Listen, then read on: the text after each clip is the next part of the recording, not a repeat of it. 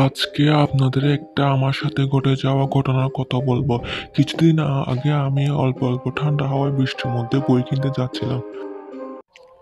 বই তো কিনে ফেললাম, এবার কি করবো? এইদিকে কাছে একটা আমার বন্ধু আছে, যাই ওর সাথে দেখা করে আসি একটু। বন্ধু কেমন আছিস? আমি এইদিকে বই কিনতে আসলাম, তোর সাথে দেখা করে যাই ভাবছিলাম। কেমন আছিস তুই? আরে বন্ধু, তুই কেমন আছিস? আমি ভালো আছি, অনেকদিন পর তো দেখা করলো। আয় না, ঘরের বাইরে কেন দাঁড়িয়ে আছিস? আয়। আরে না বন্ধু, ঘটনা চল বাহিরে গিয়ে আড্ডা দিব। এই শীতের রাতে চা খেলে অনেক ভালো লাগবে, চমচমট হবে। চল চা খেয়ে গিয়ে আড্ডা দিই আমরা। ওরে বাপরে, না না, এই কনকনে শীতের মধ্যে আমি তো বাহিরে যাচ্ছি না। আমার ভয় লাগতেছে, শীতে আমি কাঁপতেছি, কারণ আমি যাবো না, বাপরে না। বন্ধু না, তোকে যেতেই হবে, অনেকদিন পর দেখা হলো, একটু জমজমাট করে আড্ডা দিব না? চল না বন্ধু, প্লিজ চল। আচ্ছা চল, এত করে বলছিস যখন যাই।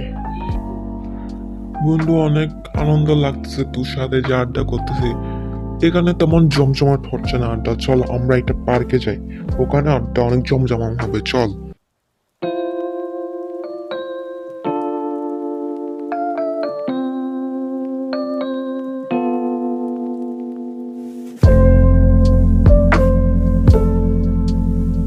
বন্ধু তুই তোদেরকে ঠিকই বলেছিস, সেখানে অনেক আনন্দ লাগতেছে। এখানে কেউ মোবাইল টিপছে, কেউ ইউটিউবে প্রেম করতেছে, কেউ মোবাইলে কথা বলতেছে, কেউ হাঁটাহাঁটি করতেছে, অনেক ভালো লাগতেছে এখানে এসে।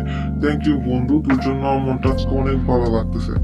কথা বলতে বলতে কিছুক্ষণ পর দেখতেছিলাম একটা মেয়ে একা একা এসে আমাদের কিছু পাশে দূরে একটা চেয়ারে বসলো। বসে একা একা বসে আছে, কিন্তু কোনো কথাবার্তা নেই, চুপচাপ বসে আছে দেখি। ভাবলাম কারোর জন্য অপেক্ষা করতেছিল, তবে 2-3 ঘন্টা হয়ে গেল, কেউ আসছে না। মেয়েটা একা একা একরকম হয়ে চুপচাপ বসেছিল। মেয়েটার চেহারাটাও যেমন কেমন জানি ছিল।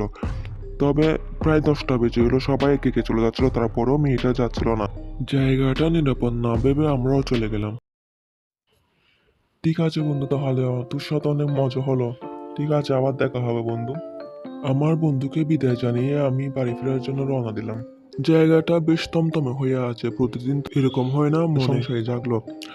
যাই হোক, আমি তারপরও বাসা যাওয়ার প্রতি মনোযোগ দিলাম। তারপর কিছুক্ষণ পরে দেখি আমার পাশ দিয়ে একটা বাস যাচ্ছে, কিন্তু মনে আবারও সংশয় হলো যে এত রাতে এত বড় বাস তো আসে না। যাই হোক, আমি বাসে উঠে গেলাম, আমার তো যাওয়া দরকার। তবে এই কি দেখলাম আমি, সেই মেয়েটি, যে মেয়েটি পার্কে ছিল, কিন্তু সেই মেয়েটি দিক থেকে কিভাবে আসলো? সে তো পার্কে ছিল, আমার এই দিক থেকে আসা দরকার ছিল। কিন্তু আর একটা অবাক করা বিষয় যে শুধু মেয়েটি আর আমিই ছিলাম বাসে, আর ড্রাইভার ছিল। মনে তো ভয় লেগে উঠলো, আর মেয়েটির দিকে বারবার তাকাচ্ছিলাম। একবার তাকালে স্বাভাবিক লাগে, আরেকবার তাকালে ভূতের মতো লাগে, নাকি আমার মনে বলে আমি বুঝতেছি না।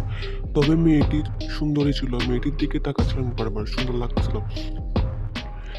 বাসটা থেমে গেল দেখি হঠাৎ। ড্রাইভার বলছে বাস এর চেয়ে বেশি আর যাবে না, তাই আমি নেমে গেলাম, মেয়েটিও নেমে গেল। বাস থেকে নেমে আমি মেয়েটার আগে হাঁটা দিলাম। দেখতেছি রাত অনেক হয়ে গেছে, চারিদিকে অনেক অন্ধকার, কেউ নেই, চুপচাপ নির্জন জায়গা হয়ে আছে। তাই আমি একটু দেখতেছিলাম কয়টা বাজতেছে, মোবাইলটা নিতে গিয়ে মোবাইলটা পড়ে গেল। তুলতে গিয়ে দেখি প্রায় 12টা বেজে গেছে, এত রাত হয়ে গেল। কিন্তু মোবাইলটা নিয়ে সামনের দিকে তাকাতে দেখি মেয়েটার সামনে। মেয়েটা তো পিছনে ছিল, সামনে কিভাবে গেলো? পিছনে তাকিয়ে দেখলাম মেয়েটাও নাই, বাসটাও নাই। কিভাবে সম্ভব এটা? আমার তো মনের মধ্যে ভয় লেগে উঠছে। তারপর দেখি মেয়েটা হাঁটতে হাঁটতে হঠাৎ করে স্বাভাবিক মানুষ থেকে ভূতে পরিণত হয়ে গেল। দেখছি আমি, আমার সারা শরীর তো ঘেমে থরথর করে কাঁপছে। মেয়েটি হঠাৎ উদা হয়ে গেল ভূত হয়ে। এই কি করে সম্ভব? কোথায় গেল মেয়েটি?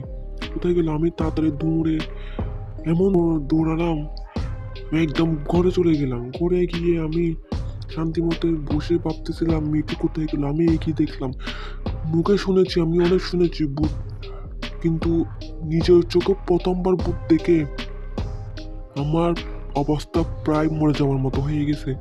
কিন্তু অবাক করার বিষয় হলো মেয়েটি কোথায় গেল? কোথায় যেতে পারে? হঠাৎ করে কোথায় উদয় হয়ে গেল? মেয়েটি কোথায় গেল? বাপরে, আর জীবনে বাইরে যাবো না, আমার শিক্ষা হয়ে গেছে। ওরে বাপরে বাপ।